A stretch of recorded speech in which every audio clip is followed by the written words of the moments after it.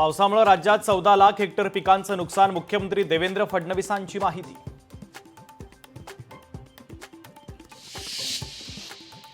मुंबई उपनगरामध्ये मुसळधार पाऊस, घाटकोपर अंधेरी लिंक रोडवर साचलं पाणी, संपूर्ण रस्ता पाण्याखाली तर वाहतूक पूर्णपणे बंद।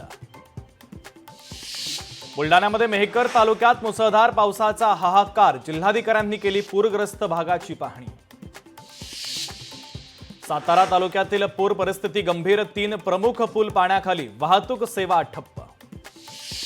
साताऱ्याच्या 2 धरणातून पाण्याचा विसर्ग वाढवला, वाईच्या महागणपती मंदिरामध्ये पाणी शिरलं तर कृष्णा नदीपात्रातून 8700 क्युसेक वेगानं पाण्याचा विसर्ग सुरू।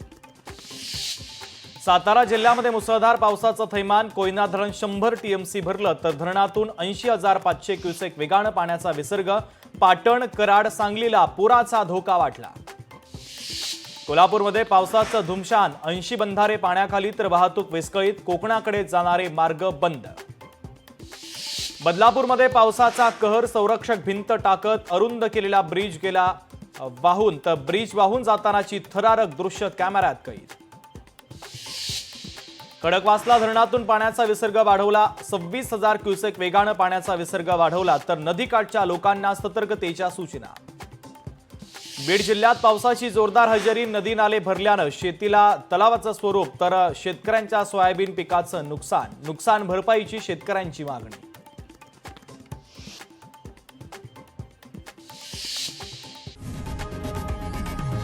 लोकशाही मराठी ऐका, पहा, जागरूक रहा।